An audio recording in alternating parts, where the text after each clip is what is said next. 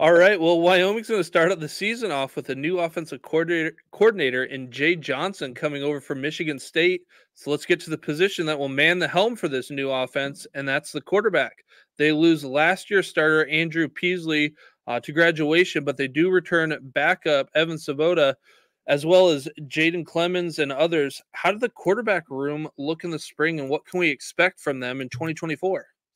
Yeah, I think it's a pretty exciting group. I mean, obviously, so Peasley was a 2-year starter. He transferred here from Utah State 2 years ago. He played pretty well the last couple years, but with Evan Savoda, he's junior college transfer, so this was his first year at Wyoming last year, and he's got a strong arm. I mean, just from watching him last year, he started that game at Texas.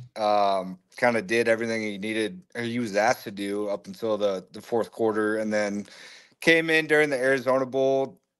Pioneered a game-winning drive that set up John Hoyland game-winning field goal there at the end. So I think just the group in general. I mean, they've already come out. Jay Salvell has already announced Savoda as the starter. So no real competition in fall camp, obviously barring any injuries or anything. But they have Jaden Clemens coming back, and that he's number two right now. He's 6 year senior out of he was at Utah and transfers to Wyoming. So they have him as the backup, and then a really promising uh, sophomore or redshirt freshman and Keelan Anderson. He showed some really good stuff during the spring game. So it's kind of one of those things where it's a very competitive group, but they already know how the depth chart's gonna kind of line up. So it's not a lot of storylines, I guess, in fall camp, just in terms of the depth chart. But there's a lot to look forward to, I guess, for Wyoming fans in that room. For people who aren't around Laramie and not familiar with Evan's game, how would you describe his game to people? Yeah, I think so. It's funny because Craig Bull obviously recruited Evan, and Craig Bull also recruited Josh Allen. And so there was he would always this every time Evan would get brought up, he would be very hesitant, but he would say, "Hey, I'm not comparing him to Josh, but he reminds me a lot of Josh." And I think for like the outsider, I guess a lot of it's size. I think Evans listed at 6'5", 6'6". He's a big guy. He's a lot bigger than Peasley was. And I think what sticks out about him is his arm. And he has the arm strength that Wyoming quarterbacks haven't really had since Josh Allen. And I think you didn't really get to see that against Texas. They didn't really like unleash that, obviously because of the circumstances of the game. But he's got a big arm, and every wide receiver I've talked to as the first thing they bring up, or just his arm strength and his ability to get the ball out quickly. And that's something Wyoming hasn't had in a while. And I think just his composure. That was his first career start. He transfers to Wyoming from a junior college, goes and starts in Austin, Texas, in front of over 100,000 fans. They're tied 10-10 going into the fourth quarter, and he made his biggest mistake. He threw a pick six there in the fourth quarter, but I think just his composure in the moment, and you saw that in the Arizona Bowl too. Like he has control over the offense, and you can tell that he knows what he's doing out there. So I think that's something to really look forward to for Wyoming football this fall. Moving over to the running game, they do return a lot of production from 2023, including leading rusher Harrison Whaley, as well as Sam Scott and Jamari Farrell. They also get back Dwayne McNeely from injury, and they bring in DJ Jones from North Carolina. How did the running backs look in the spring? Yeah, I think Harrison's definitely the number one right now. I guess in my opinion, that's I don't know if that roster like that number one spot's really up for grabs. I think he kind of proved it last year, transferring from Northern Illinois. When he was healthy, he was probably second or third best running back in the Mountain West, behind obviously Ashton Genty and at Boise State. But DJ Jones, North Carolina transfer, he had the best spring game out of any running back. I think he had 77 yards on 12 carries and a touchdown. He did lose a fumble, but he's got kind of an interesting path because he came to North Carolina as a running back, and then he ended up switching to safety just so he could play. And then he played a year at safety, and then he went into the portal because he wanted to play running back again, and that's what kind of landed him here. So that's probably their deepest position right now. I don't know exactly how snap counts are going to play out or anything like that, but obviously Harrison, very very good running back last year in limited time. He battled some injuries last year, but then DeWine McNeely, he was going into last year, he was going to start over Harrison Whaley, and then he tore his ACL in fall camp. So I'd be pretty surprised if you don't see a lot of him. And then obviously Sam Scott, he played a pretty big role last year, and he made the most of his opportunities. And he's kind of a guy where I wouldn't be surprised to see him at other positions other than just the traditional running back. He's a pretty big guy. He could probably go in some tight end situations or maybe even like fullback. But yeah, they it's a deep room, and obviously Wyoming football, even with a new coach, it's pound the ball, pound the ball, pound the ball, and they got the guys to do it so far this year. Given the new offensive coordinator, the depth that they have in the running back room, do you think it might be more of a rotation than what we saw last year? I'd be surprised. I know it's hard to gauge because Jay Salvell is a defensive coach, so I don't know.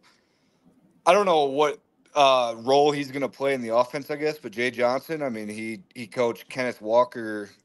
He was one of the best running backs in the country at Michigan State a couple years ago, and I'd be, and I think every football coach will say this, but it's kind of like basketball. It's feed the hot hand, and obviously, if you go out there and you can get 25 yards on 4 carries with Harrison, he'll probably stay out there. But it's more of what is the defense giving you, what looks are they giving you, and I'd be surprised if even last year Harrison was running the ball 18, 20 times a night.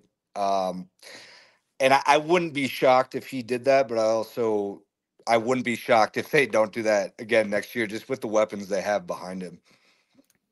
So the wide receiver room did suffer some losses in the offseason, losing their top 3 wide receivers to graduation in Wyatt Wieland, Ayer Asante, and Ryan Marquez. What they do return Alex Brown and Will Pelosier. Am I Pellissier. saying that? Pellissier. Pelosier? Okay. Yep. And Devin Bodie Jr.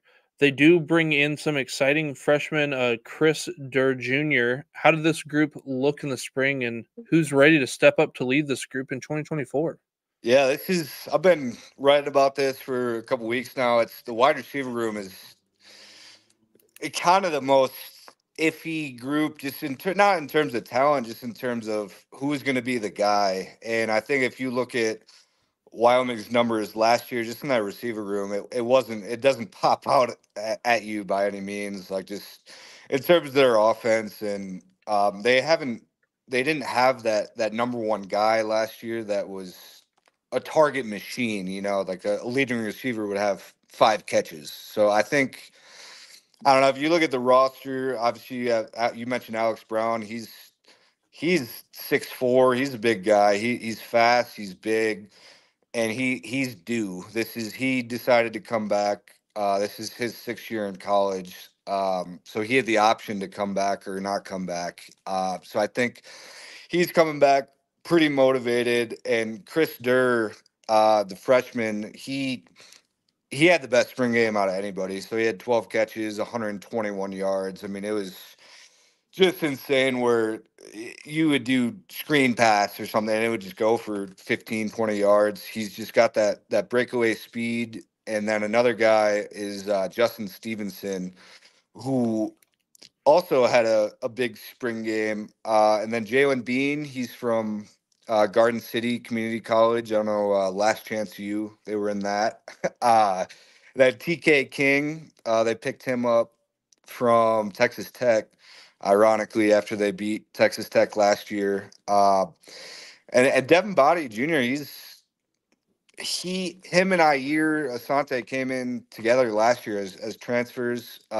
Devin's back this year. He's Vanderbilt transfer. I think he should be more involved in the offense, but at the end of the day, all these guys that I'm listing, one of them, two of them, three of them, whatever, somebody has to kind of step up and be that guy that Savota can kind of trust to go run the route, come up with the ball, especially like you think about like third down situations late in the game. Wyoming's offense hasn't necessarily been built on picking up third logs or the yards that they need in certain situations. So I think there's a lot of opportunities out there. It's a very young, inexperienced group, but there's talent there for sure.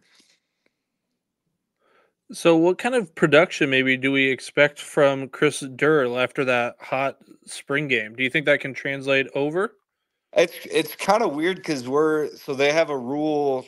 Salvel has a rule now where the media can't talk to players that are in their first year in the program unless they're grad transfers. So he was 17 when he came. So in that spring game, he has 12 catches, 121 yards, and he hadn't even graduated high school officially yet. So Wow. yeah, it's the speed is there for sure. I don't know exactly like playing time targets. I don't know what to expect out of that, but like I think Salvel and Jay Johnson, I think they know what they have. It just kind of comes down to utilizing that on the field. So, in addition to being known for their strong running game and great defense, they also seem to always have great tight end production there at Wyoming. Last season, they were led by the duo of Michael Gillenborg and Trayton Welch. Trayton Welch is off to the NFL, leaving John Michael and Nick Miles to carry the torch in 2024. How did the tight ends look in the spring? Yeah, it's funny. So Gillenborg and Savota are actually roommates. So they came in together. And we've heard this from Salvel, we heard this from Bull. Like the chemistry is obviously one of the most important aspects in the passing game, like just with that trust. And I think for as much as Gillenborg was able to do last year, he was behind Trayton on the depth chart. And we were talking to Jay Salvel this spring, and he made a comment basically how John Michael Gillenborg is going to have to grow a third lung because he doesn't know when he's going to leave the field. So, and obviously it's funny because Jay Johnson's in his first year, and right when Jay Johnson starts, Salvo was like, "Yeah, I'm trying to figure out talking to Jay. I'm not an offensive guy, but why would we not get him the ball every one or two plays? Like it's just he's that athletic, he's that big, he's fast, he's strong, he can block. So I think that's probably the chalk answer of who my breakout player would be for Wyoming's offense. But I think you'd be naive to think that he's just going to be in there blocking. Like he's probably going to be Savota's number one receiver, if I had to guess. And if he's not getting the targets, he's going to hear about it every night before he goes to bed that, hey, I was open. Oh yeah, for sure. Yeah, there's going to be some banter there for sure. If you had to, if you had to pick an offensive breakout type, an offensive player to have a breakout type season in 2024, you mentioned Gillensborg. Is there another person, or is that the guy you want to go with? No, I think I mean obviously like I said, Gilmore's pretty easy. Savota's pretty easy to anticipate doing well just because the number of reps that they're getting. But I think this might be an unpopular answer, I guess. But I'm gonna go with offensive lineman. I'm gonna go with Caden Barnett, offensive tackle. So going into so he had offensive or offseason shoulder surgery, so he missed this spring, but he was an everyday starter last year up until the injury. So he was playing through two shoulder injuries, like two torn labrums at the same time 2 years ago. So then he had surgery on one shoulder last year, and then he just had surgery on the other shoulder this offseason. So I think I was talking to him a couple weeks ago. He's like, I can't wait to have a season where I have two arms. And I think with Frank Crum graduating, obviously he's with the Denver Broncos right now. They need offensive linemen, and Fia, starting center, he's obviously going to be probably a preseason All Mountain West selection, and then Jack Walsh on the right guard, and I think Caden Barnett's going to be right in the middle of them. And I think if they do that, all three their strongest linemen on one side, that's going to be a pretty strong key for their offense, running and passing.